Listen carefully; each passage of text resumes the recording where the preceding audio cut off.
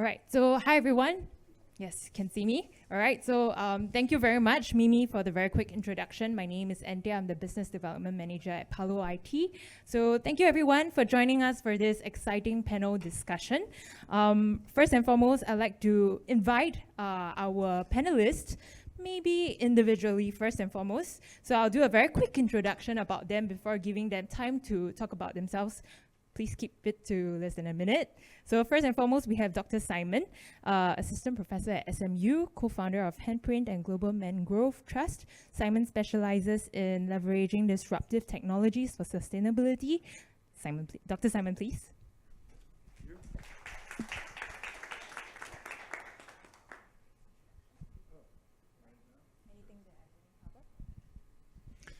Hi everyone, thanks so much for being here. So, as Anthea already announced, I'm both an academic and an entrepreneur. Since 2018 at least, I've become an entrepreneur. It wasn't my plan. A friend of mine started a company and made me director, and that was it. So yeah, and ever since now I started a second one together with him, and very excited to talk to you about what has been occupying the better part of my life the last 25 years, which is how do we save the world? All right, thank you, Dr. Simon. Next, we have Julian. Maybe you can come over to the front as well. So Julian is a seasoned investment professional at Silverstrand Capital. Julian, maybe a quick few words about yourself. Yes, thank you, Anthea. And I'm Julian.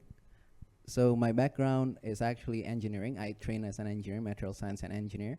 But most of the professional work I actually then is in the finance world. I started with private equity and then doing climate tech, both on energy transition and also investing in nature-based solutions. Now I'm working with Silverstrand Capital.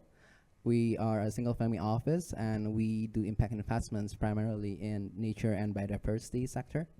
And of course, with climate, it's very closely tied with nature-based solutions. Okay, thank you, Julian. And last but not the least, we have Clinton. Clinton is the Managing Director of Kumi Analytics. Clinton, please. Thank you. So good afternoon, everyone. Clinton Libbey. Let's see a little bit about me. I've been in the satellite imagery industry for 32 years now, and have been involved in just about every aspect of satellite data. A couple interesting things. I worked with the inventor of digital image processing early in my career. He built the first image processing system for NASA in the 50s. I worked with him in the 90s. And I also was part of the first exchange of high-resolution data for long-term environmental monitoring between, it was the Gore-Chernomyrdin Environmental Working Group, where Al Gore was working to exchange data with the Russians, and the Russians were providing their classified data to the US, and it was the first time that they actually shared classified satellite data, and is really a lot of the inspiration of using, for me, satellite data for environmental applications. Fantastic. So now that we have heard from our three panelist members, we can see that we have a lot to hear from them. So today we will be exploring this intersection with the three incredible experts that we have from nature tech, sustainable investments, as well as conservation innovation. So I'd like to kick off with our very first question. We often hear about the potential of technology to transform planetary health, but realistically, are we overestimating its impact? And what are the gaps that we are not addressing? So maybe I can start for this question. How about Julian? Yeah. Yeah, so our perspective as an investor, and especially because we look into like tech solutions, startups, they are trying to solve like nature and biodiversity problems. We do think technology is important because when we look at the broader sense of technology, it is the thing that's enabling all this nature conservation, restoration, also addressing how we solve like climate change, both mitigation and adaptation. I think the problem here is when we start to like commoditize technology and we look at it as a way to like get profits. For investor point of view, for example, we invest in a startup and then we want to sell it at a profit. So then we sort of like just look at technologies as another commodity. And then we look at some of the other examples when we digitize carbon, for example, and then, or you commoditize carbon. becoming carbon credits, then most of the time you just see it as a commodity rather than a way to actually affect actual transformations on the ground. So in this sense, when we come into overestimating technology, I don't think so. I think there are still ways technology can actually have direct impact. It's just when we look at the financial system, they are overvaluing some of this technology. They are overvaluing a lot of the companies that are doing or providing the technologies. And yeah, happy to discuss about it, but that's especially from an investor point of view. And we might be like contributing to the issue in a way, but that's how you also encourage private market, private capital to go into this space. And maybe, Clinton, do you want to share your take on this question as well? Whether technologies, on technology's role? So it's a bit of a paradox, honestly. I think, just take the automobile as a technology. It can take us to really interesting places and bring us closer to nature, but also you can't smell the grass when you're driving 55 miles an hour, right? And I think, one of the things we have to do is keep in mind that, there are a lot of technologies that can help us better understand the environment, but helping the environment in and of itself is sometimes very difficult. But there are examples of that as well, not to exclude it. I think, we start to look at, for example, just being able to measure environmental initiatives and track the effectiveness of environmental initiatives. And that's really where I think technology provides a strong component in our ability to have an impact. There are other things like geoengineering where you're trying to actually modify the weather and change weather systems by whether it's seeding clouds and so on and so forth. So other activities like that. But from my perspective on the stuff that we do, in particular with satellite data, it's really about observing and noticing change and trying to identify potential causes of that so we can mitigate and take action to improve the environment. Let me take a little bit of a different perspective here. I think that in many ways there are incredible technologies that we are really undervaluing. Right? So imagine the following design assignment for an engineer or a person in technology: create something that sequesters carbon, changes colors with the seasons, self-reproduces, that produces oxygen. Yeah, go ahead. Right? And that technology exists, it's just a tree. Right? So we have incredible technology. Nature has experimented for billions of years to build incredible tools that ensure planetary health. And this technology is incredibly undervalued. And I think a lot of what we're seeing in the nature space, and I mean, caveat, I founded a technology company myself, is that where we're almost putting the cart before the horse, where the technology becomes more important than the outcome.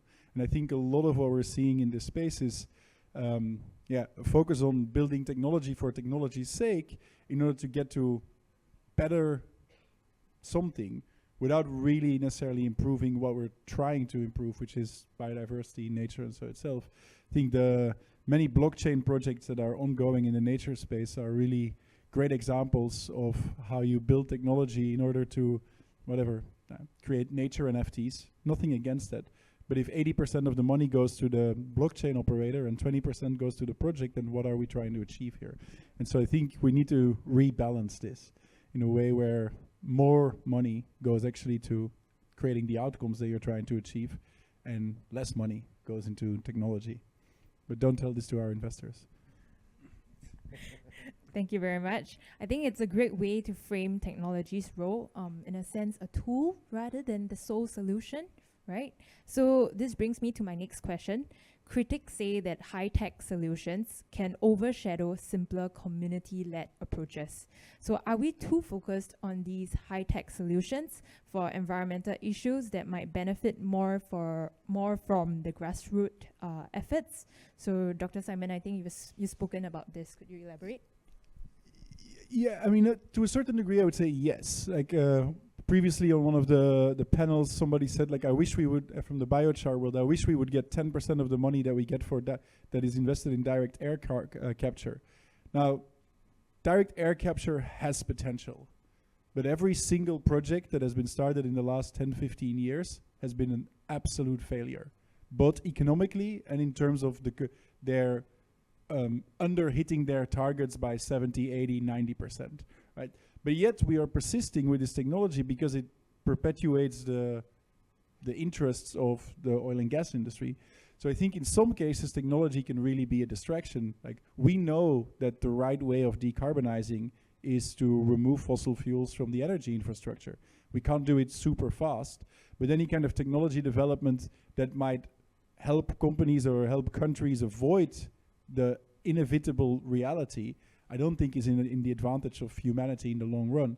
There are other technologies, I think, like what Clinton is working on, and we work together on some of those things that help people that help organizations, companies, individuals have more trust in what is being claimed by companies. So this is important because trust is very valuable. It's something that people are willing to pay for, especially companies are willing to pay for. But the question is never really, is a technology good or bad? It's like, what is it used for and what is it trying to effectuate? And I think in many cases, or at least in some cases in this nature space, what the technology is trying to achieve is completely counterproductive to what the global needs are. All right. Yes, anybody want to add? Yeah, I'll just add, I think it's a tool, and it needs to be used in conjunction with other things. So, whether it's people on the ground or planting activities and validating that those planting activities are happening, that's really where technology shines the best. I think when you're trying to turn it into the end-all, be-all solution, that you run into the problems like the direct air capture morass that we've seen over the last 10 years. Yeah, and maybe just adding on to, because mentioning the program on the ground, like, so in one of the projects that my NGO is running and that Clinton is verifying, what we see is that we have this incredible technology to capture how much the forest is evolving over time, state change, carbon sequestration, really, really amazing technology. At the same hand, we have communities on the ground that are all signing up to be part of this restoration project, and we still see people in those communities going into the forest, cutting down the trees, because if we're not solving the social problems on the ground as well, and if we can tell these people, like, you're going to get benefits from the sale of the carbon credits, but these people say, yeah, but we are hungry now, right? And we don't have money now, and our kids need food, so we don't care about the trees. So the technological solutions don't solve the social problems, and so the community involvement really needs to be at the core of any of this project. And there's others, like, you can't solve the climate problem without solving the gender problem. I think that's probably true, but you also definitely can't solve it without solving the livelihoods problem, and that's where you need the communities to come in first. Just to really I don't want to keep this going back and forth. We can do this. But just, I often will say, people will say, wow, this technology is super cool and it's really complicated and difficult. And I said, actually, this is the easy part. Getting the change on the ground with the communities and getting them to change behaviors, that's really where it counts. My job's easy in comparison, but having the change on the ground with the community to change behaviors, change the ways of thinking, live with the forest rather than off the forest, that requires a lot more and consistent, persistent work. And so I often will say my job's the easy part. So anyway. Yeah, just adding from an investor point of view, like when we choose like who to back, that's also important. Like to see the direct impact and connecting it with technology, we see the actor that is implementing that technology. So in this case, if we're supporting a startup, then we see whether the founder is intentional, whether they have the intentionality to apply the technology to actually make direct impacts on the ground. Fantastic. So that brings me to my next question, where we talk a little bit more on impact, something more soft touch. So data can be powerful but also intrusive. What are the boundaries around using and monetizing environmental data ethically? Maybe Clinton want to go first? Or yeah. Let me just make a radical point here, and then people can disagree with me. Like, I honestly don't care, right? So there's currently a big debate going on in the US about whether or not to ban TikTok because it's potentially used for whatever practices that support the Chinese government. But at the same time, the US is the only country that doesn't have any data privacy regulation in place, and all of the US social media companies are doing exactly the same, right? So from an entrepreneurship perspective, from a corporate perspective, you just need to live and work within the institutional framework that is being provided for you. And I think when it comes to data for nature, we just have to do the same. I think Clinton's example was interesting about a data exchange between Russia and the US. I'm wondering if that would be possible today. Right? Yeah, not doing that anymore. So, but the benefit of sharing data is important. And then the question is like, in what way is doing this? Is this going to infringe on some people or some people's sensitivities? Yeah, we'll have to see. I haven't seen that many problems with it.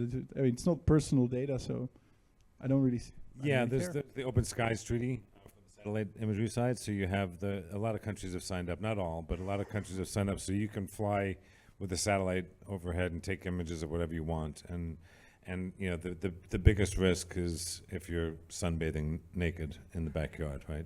But other than that, and that's not even going to be that much of a risk. You might say, who is that? As long as it's not someone within a ferry, you're not going to have a problem, right?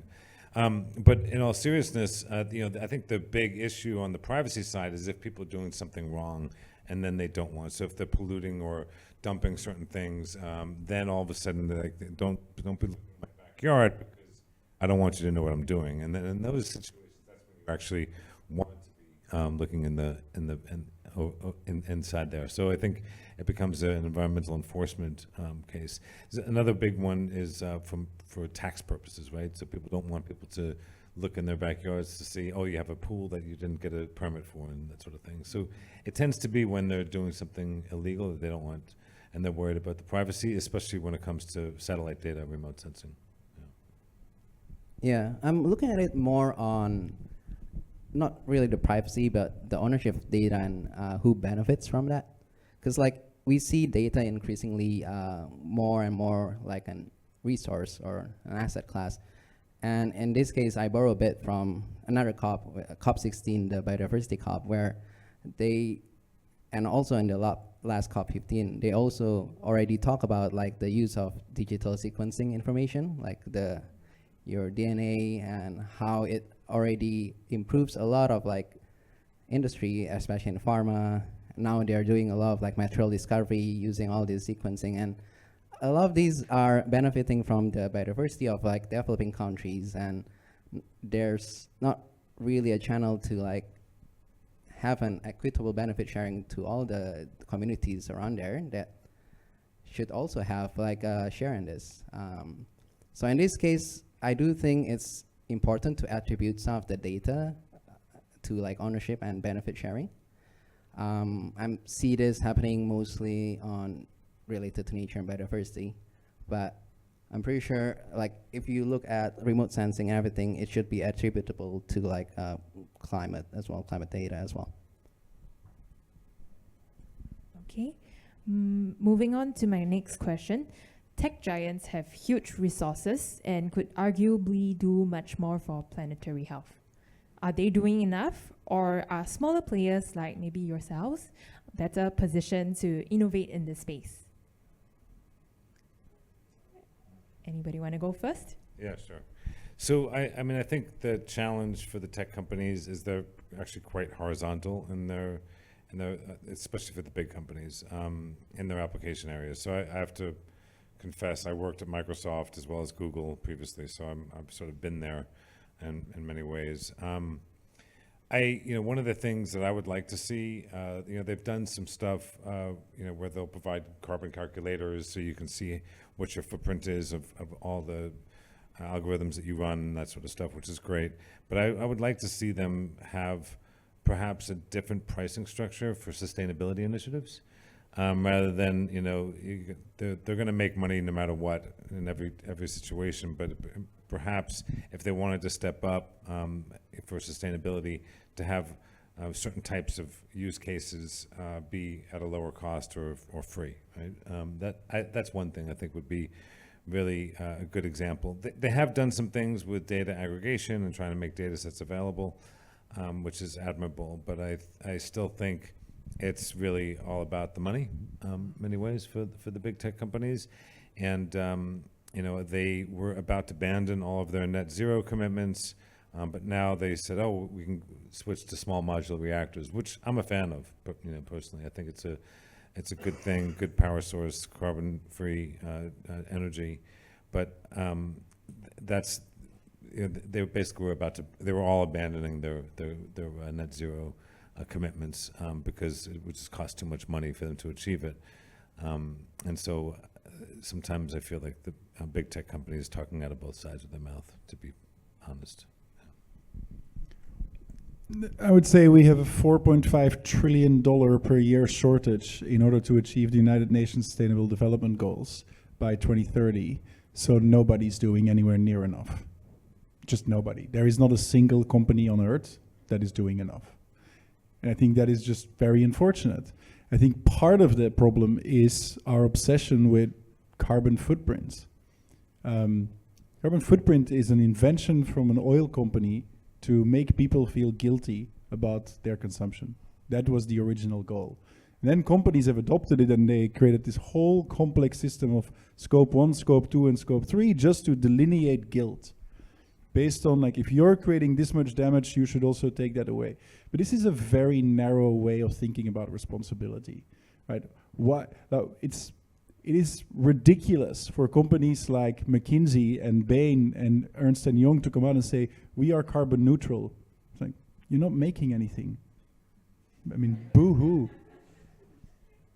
So the question is really much more fundamental. It's not about the tech companies. The question for me is, how do we distribute responsibility? And it cannot be based on guilt. Because if we do this, that's what we do with the last 20 years, then we are doing just the impossible. We are putting the pedophile in charge of the classroom and say, you have a problem, so you're going to deal with this. It doesn't work.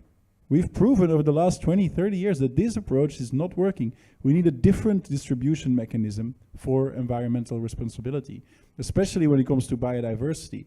Because biodiversity is so intractable, it's so hard to measure, that if we're going to wait until we finally have measures that people and companies and governments agree on, this is an accurate measure of how much damage you do to biodiversity, so now you can start compensating it. Again, we're doing the wrong thing first. We're focusing on measuring who is responsible. Nature doesn't give a shit, right? The planet doesn't care who is responsible. The atmosphere doesn't care. What we should care about as people is there is a global problem, we need to solve it globally. And we need to really think about the distribution mechanisms. And footprints are a terrible way of distributing responsibility because you're making the companies and the people responsible because they are creating most damage. But that also means they have the least interest in fixing it because they're completely dependent on their damaging protocols. So it's more than the big tech companies. I really think it's every company. Julian, anything to add? I mean, I agree. It's not enough. If it's just big tech companies, then there's a sheer wall of gap of actual financing that's needed. That's not gonna be bridge. And I mean, in this case, tech companies, they're companies in the end, right? So they care about profitability. They care about shareholder values. Everything they do, it's because they think it could add to those KPIs or metrics. So in this case, I don't think, well, several of them do have good intention, but I don't think the intention is finally to actually impact on stopping climate change or adapting to climate change or even stopping biodiversity loss. And other actors there need to step in. We already see governments, we already see NGOs and everything. But I don't think they actually connect with all these private players and see, hey, this is one structure that could work. Let's just then commit together. For example, right now at COP, a lot of the talk about financing is actually pitching private money in, but they don't really have the commitment from the private money. So yeah, there's like a huge gap there where they're committing 100 billion or 100 billion more, but then not everyone is actually committing. Not everyone is actually on the same page. We are really fragmented in doing like this financing so far. So tech companies are doing what they want themselves. Investors at VC asset managers are doing what they want, and then government NGOs are doing separately what they want, and it's not connecting.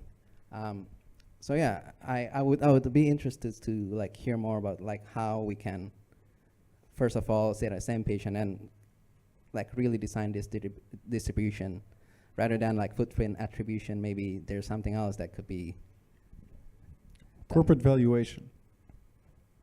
connecting to the Global corporate need valuation. with the corporate valuation. It's the easiest metric. Everyone agrees on it. And companies that are more valuable should pay more. Or corporate revenue. Or global GDP. I mean, any metric that is easy. Because we need something that works quickly and that everyone can agree on. All right. So we see that there's, collaboration is required, but many unintended consequences and risks at the moment. Moving on to my next question, looking into the future, could an over-reliance on technology create new risks for planetary health? For instance, data biases, infrastructure vulnerabilities. How do we mitigate these risks? I mean, I can start first. I mean, over-reliance, and in this case, yeah, feel free to, after this, like, comment. A lot of, like, remote sensing, a lot of, like, very far monitoring usually kind of, like, disconnect with what's actually happening on the ground. So over-reliance on those kind of technologies, for example, would, yeah, not really translate into what's the communities on the ground are feeling, what they're actually kind of like experiencing with this. Let's say you restore or conserve a plot of land, then suddenly they're not able to like harvest like forest stuff of that land, or they won't be able to like transport themselves because you block the canal or you block the river, for example. So these kind of things still require kind of like on the ground presence. Yeah, that's just one example that I can still really kind of like remember, because I was there and seeing like, oh, actually now they cannot like transport some of this like food stuff because, yeah, the canal's blocked. And how are they supposed to go to the market and just like get their food? So I think there's we can have a debate on this if you want, but I think there's certain elements to that point. So I think a lot of people rely on remote sensing data, but they're relying on the wrong remote sensing data. So a good example is seeing that canal blocked. Very often, most companies out there that say they're doing MRV, they're using 10 meter per pixel or 30 meter per pixel data sets. So just imagine it this way: every dot on the television screen represents 900 square meters. How much, you're not going to be able to see that black canal, right? You're just not going to see it. So if you think that you're going to get a full understanding of what's happening on the ground with remote sensing data, you're not, especially if you're using that type of data. There are other data sets that will give you more detail, but they're a lot more expensive, right? So so that's one of the big things. I think over-relying on the data thing, it does things that it doesn't, or provides information that isn't really there, is definitely a big problem. It's sort of like saying, hey, I'm going to judge everyone's happiness based on their Facebook and Instagram photos. Well, they're all smiling all the time, right? It's like, it's not reality. I think technology serves a purpose, but not understanding the attributes of the technology and assuming that it's providing an answer that it doesn't provide is incredibly dangerous. And that there is a tendency to do that, and people will think it's, we can see everything with the satellites, but you don't. You just don't, to your point, right? And so there is a tendency to over-rely on it. And one of the things that actually Simon and I were working on together is using the highest resolution data sets so we could see individual trees. So we're able to identify if one tree was cut down in the project area. And we can look at different communities and say, this community is doing a good job, that community is still cutting trees down. and be able to do it at that level of granularity, but it comes at a much higher cost, right? You can't do it with the data sets that I'd say 90 or even higher, 95% of the MRV platforms out there utilize. It's just not possible. Unless the tree is 900 square meters wide, you're not going to see it. So maybe just going beyond the remote sensing, I think there are risks, right? For nature and also much wider. I think right now we don't know what's going to happen with AI. There are potential risks. Some people who know much more about it say that the risks are quite big. And so this might have specific impacts on humanity, right? The big fear of a Leviathan that eventually makes the decision. These humans are really a problematic species for planetary health, so let's just get rid of them. So I think, that sounds far-fetched, but 2 years ago, ChatGPT was far-fetched, right? So I think that there is a risk of bias, racial bias in image recognition. I think who was it? Feifei that started the whole image recognition. That in the initial data sets, this was a problem. This is still a problem. There's a risk of racial bias in many of the applications that are relying on data, because much of our data, especially that are kind of coming from US companies and so, are designed by people that have explicit or implicit racial bias. So I think we need to be aware of this, that this might also have impacts on how we construe nature, right? A lot of what we're doing in this space, in the kind of nature tech space, is really turning nature into capital. And that is really the ultimate domination of the capitalist system over the natural world. The natural world, by the way, in business has become the environment, right? Something that's more manageable. So we don't talk about the wilderness, we talk about the environment as if it's manageable. And so I think there is a long kind of almost narrative discourse around how do we build more control over the world, and that's reflected in our data. And it's reflected in our technology for sure. And whether or not that is the right thing to do is still something I'm not entirely convinced by. Yeah, if I may just add one other thing, over-reliance on technology can be very actually detrimental. I'll give you an example. There was a study done on using Google Maps and how that can help you with your spatial awareness. And what they found, that it actually shrunk the part of your brain tied to spatial awareness. You became less spatially aware by using Google Maps. And so, it's like, turn right, turn left, and you're not paying attention. And so you can't, if your phone dies, you're lost. And that happened to me. I was always good with maps. I could always navigate. That's why I've been in the business. I've always loved maps.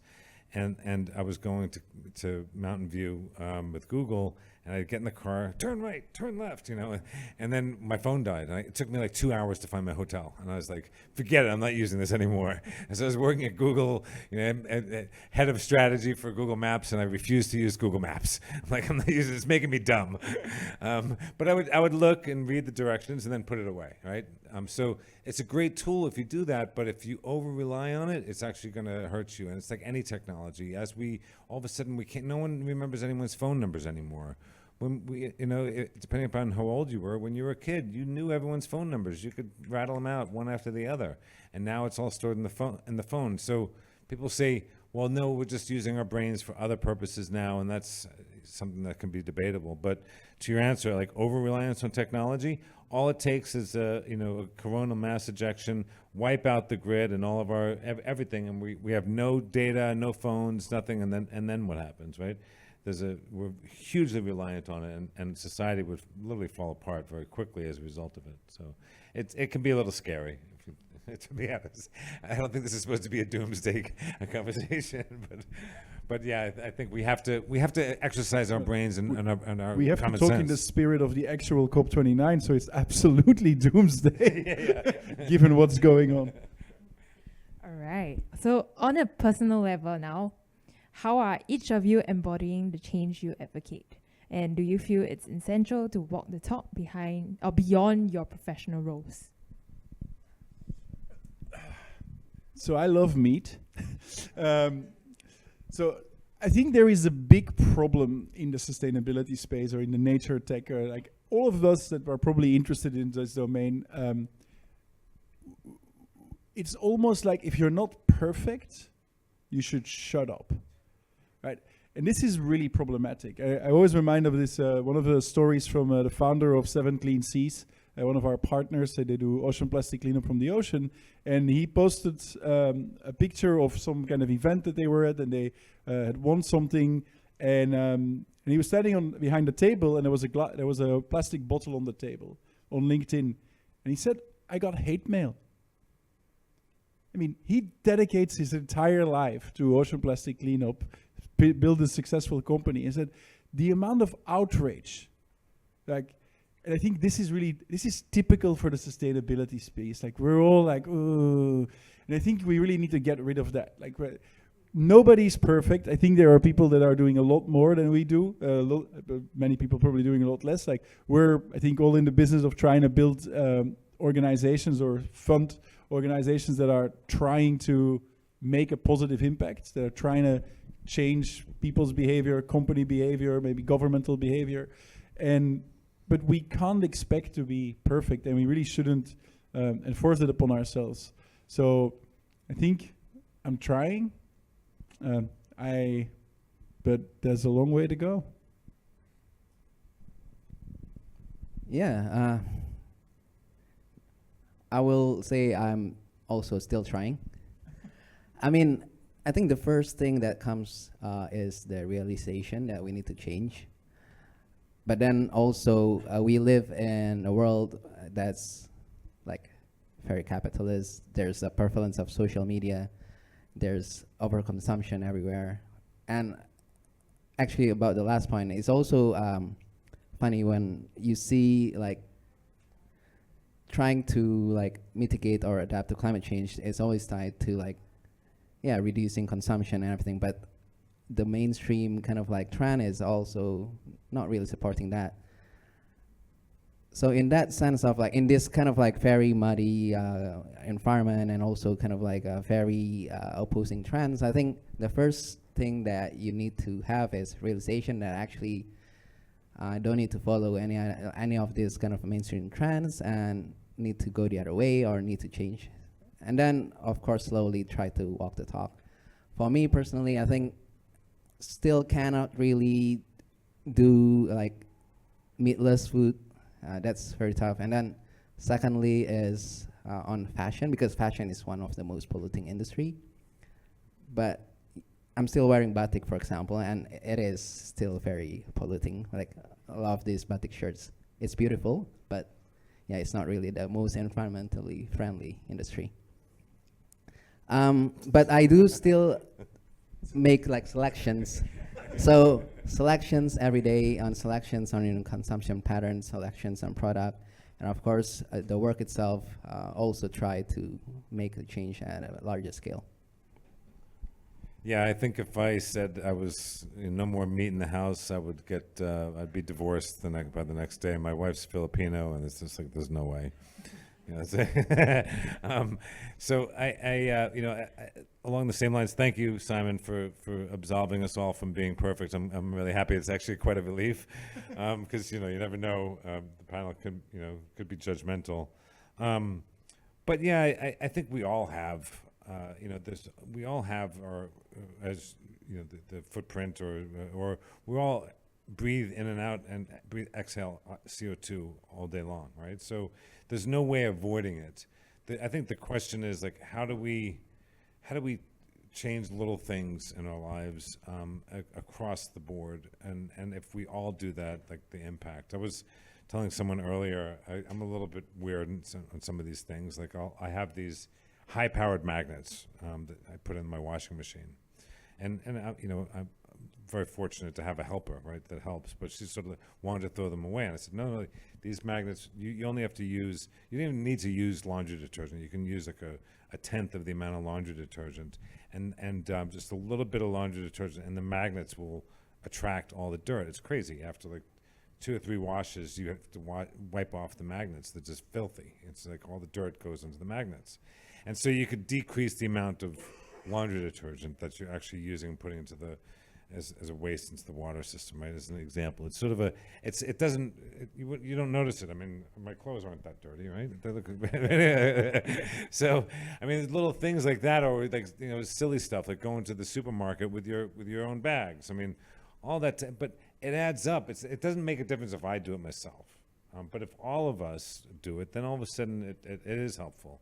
But yeah, I love to eat steaks. I love to eat, you know, lechon. I mean, pork belly, you know, it's like the pork belly, and 3 or 4 times a week if my wife would have her way, right? So I think it's, but you know, it's hard. It's hard to be, but to Julian's point, having a business that we're actually doing that. So like our thing is, you know, satellite imagery and sustainability. Okay, let's talk. Let's see what the opportunities are, how we can create a solution. It's got to fit into those 2 buckets, and then we'll explore it. Have to be careful to not get too distracted, but like making that, you know, the raison d'etre of the business, I hope has a bigger impact than I could have by choosing to eat meat or not, or to not wear leather shoes or what have you. Maybe just to add something in there, because I think it's an important realization. And we were saying like, if I do it, it doesn't matter, but if we all do it, it does. Right, so I think when it comes to all of these things that are typically kind of associated with, oh, I'm very sustainable, no plastic straws and all of that nonsense. So it's true, if we do it on our own, it doesn't matter. But if you can do it and you can convince 2 people to do the same, and those 2 people will each also convince 2 people, after 30 iterations, you've changed 1 billion people. You've changed the mind of 1 billion people. Right? And so the question is not, can I do it? The question is, can you convince 2 people to do it? And convince them to also convince 2 other people. And if everyone can do that for really small things, you can really create massive ripple effects. No, it's the power of collective action. I convinced my sister to do the thing with the laundry detergent. But I want those magnets. Because she's a cheapskate. She's like, I can save some money.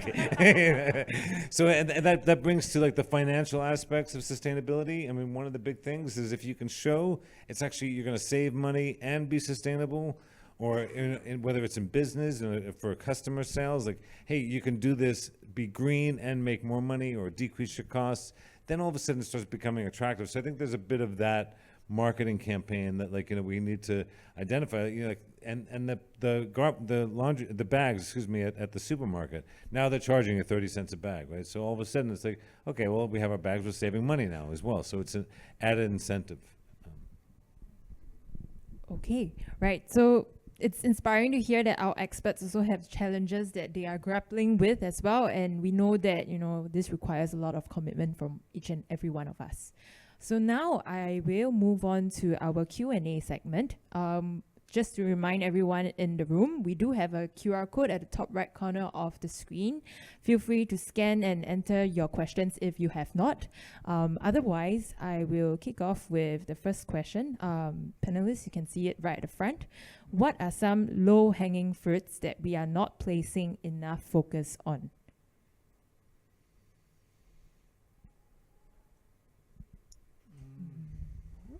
Okay, some time to think. Maybe a simple thing here, right? Because low-hanging fruit. So I think when it comes to sustainability, and of course here it's like more technology support for planetary health, but so we are typically very focused on the companies that do most of the pollution, right? So we know that about 100 companies on Earth are responsible for 72% of global carbon emissions, right? So what everyone else is doing as a consequence is completely irrelevant when it comes to this, right? But so what I think is interesting is to think about, like, how do you enable like a service company, like the local accountancy on the firm, or the like a local, like a 3-person accountancy firm, or a small consulting, or a local bar? Like, all of these organizations are never going to be measuring their carbon footprint and kind of figuring that, but they can all do something good for the world. They can all make that part of their value proposition. And I think that is really a low-hanging fruit that is completely underexplored in the vast majority of cases, right? Like shifting the narrative from not just focusing on negative impact, but on creating positive impact and making that part of the story you tell your customers can be very powerful. And for me, this is really something that many more companies could easily embrace, should embrace, and ideally do with Handprint. There you go. Shameless plug. I'm gonna borrow from Clinton, which is the cost efficiency. So tying cost efficiency with sustainability, I think not a lot of like companies or not a lot of like product actually making that as their kind of like marketing spiel. Because like, for example, if you don't need to travel for holiday, like if you just need to kind of like go to like any other kind of like parks, or if you are in a bigger country, for example, you just need to like go to another city, another town, taking train instead of like going on a plane, going to some other countries. That's more cost efficient, and also you still have the same amount of fun probably during that vacation. And then of course other like household products, they are more sustainable and also more cost efficient, like your washing magnets. Yeah, I think Everybody wants to buy these magnets, I think. I should sell them. Yeah, Yeah. now I'm very curious too. And also, for example, using, I think actually some of the companies have started doing this, like, some coffee company, for example, they will say if you use reusable bottles, reusable tumblers, then yeah, you got $1 or 50 cents off. I think we need to tie a lot more of all the sustainable solutions to cost efficiency, to things being cheaper. Yeah, no, I totally agree with that. The one thing that sort of drives me crazy with the carbon markets in general is this whole thing of just removals count, right? And I think, Simon, we talked about this a long time ago, I think the entire planet is missing out on these high forest, low deforestation countries, and not paying attention to them. And I think if we don't pay attention to them, they're going to say, well, the only way I can participate in this environmental,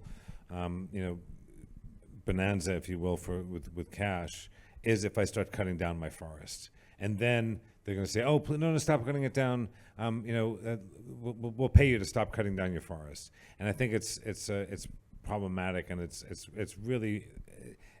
What we have right now in the existing forests is a lot more than we could plant right now in the bare areas of the planet. And so I think ignoring that is something that we're not paying enough attention to, and it could end up biting us in the ass. All right, thank you for that. Moving on to our next question. Audience question? Yeah, maybe we get the audience question first? No, go ahead. Can we have a microphone for the gentleman at the front? Thank you. Hi. Hello. Hi, thank you. Thank you, panel, for your very candid message that we all don't need to be a saint in this journey. From a tech perspective, I thought one of perhaps the low-hanging fruit is all the tech products that we have in our pocket, in our offices, right?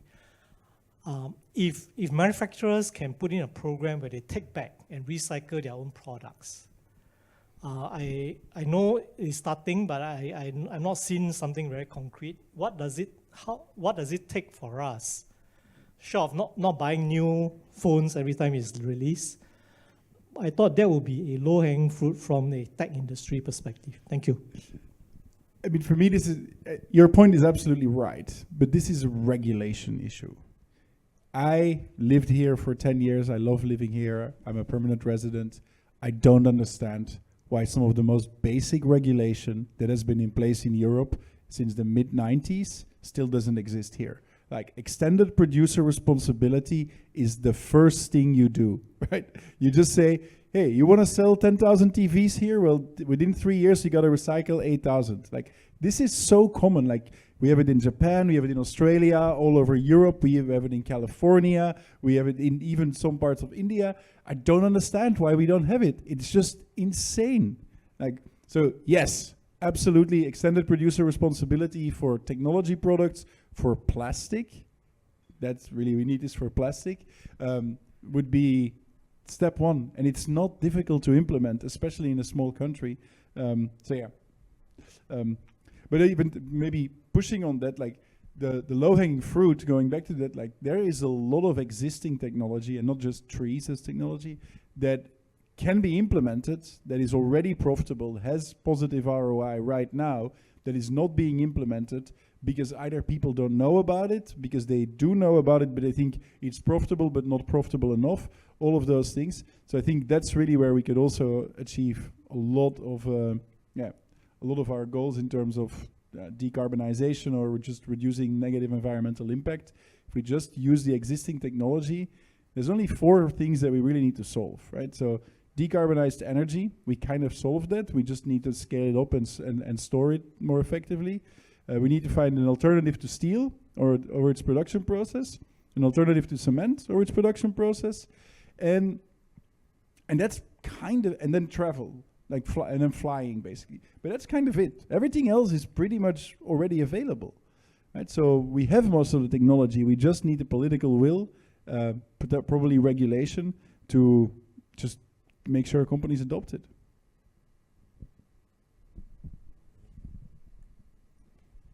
And okay, so any other questions from the floor before I move back to Mentimeter? Yes.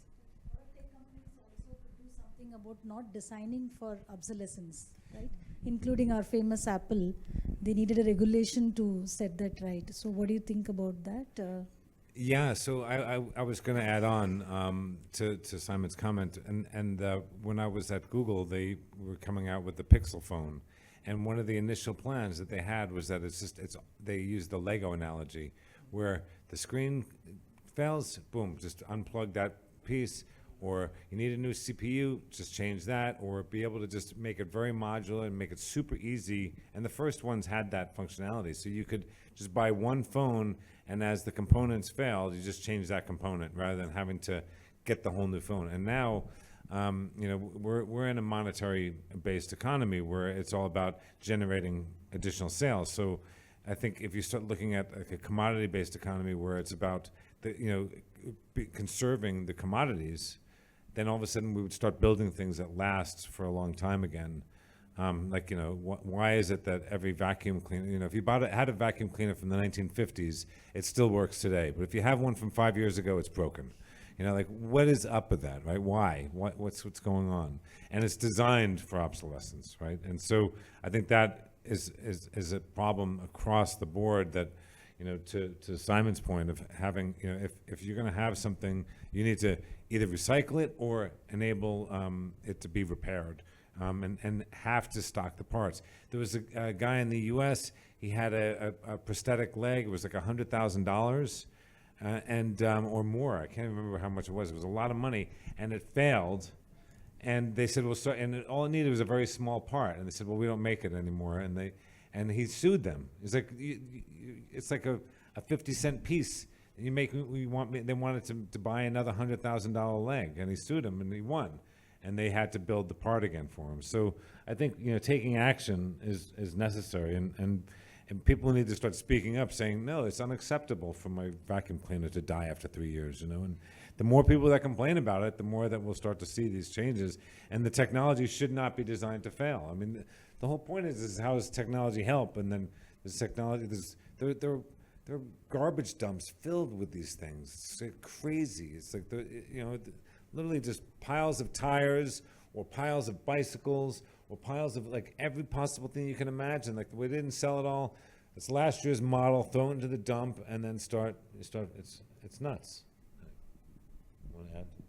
Yeah, I mean, unfortunately though, like without regulation, companies very rarely will voluntarily do this by themselves. Because as Clinton mentioned, it's about sales, and also the financial system, the way it is designed now.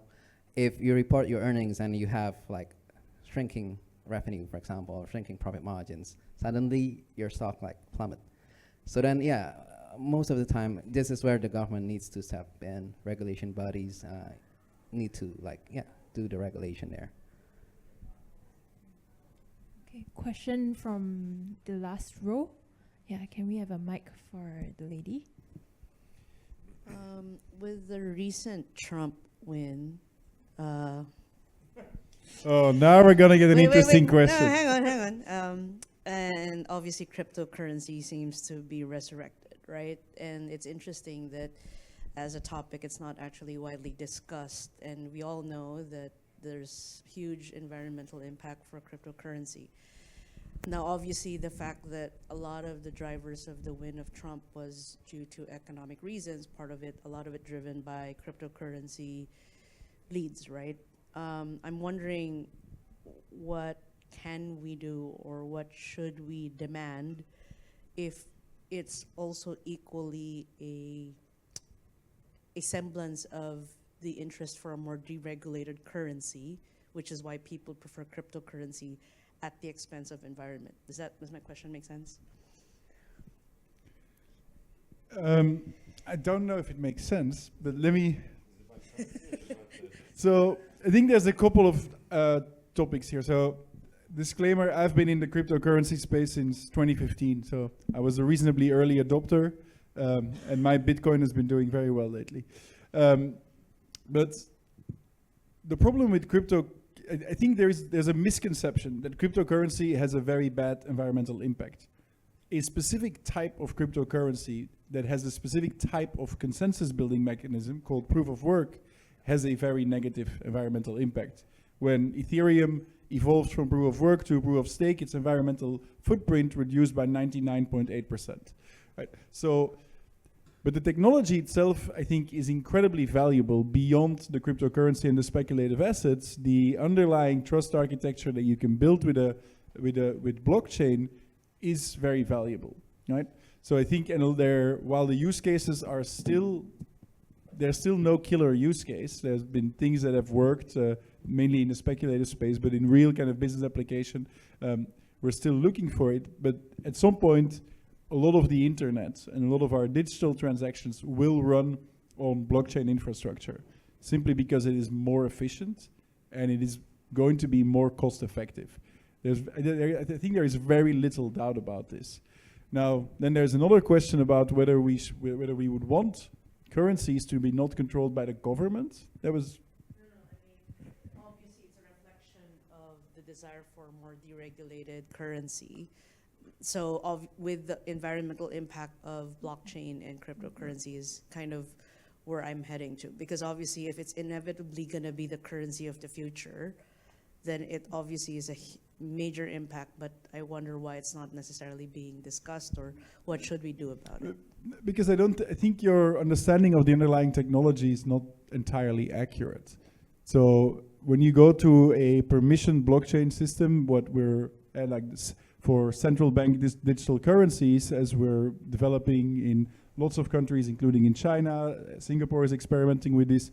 These systems don't have anywhere near that environmental impact that is typically associated with Bitcoin, but then is kind of assumed to be, this is true for the entire cryptocurrency space. It's just factually not correct. But most of the blockchain if I may though, if I pull out my wallet and I give you $10 right now, yeah, there's a smaller carbon footprint than if I transfer $10 of Bitcoin to you. Sure. Not necessarily. If I'm handing him the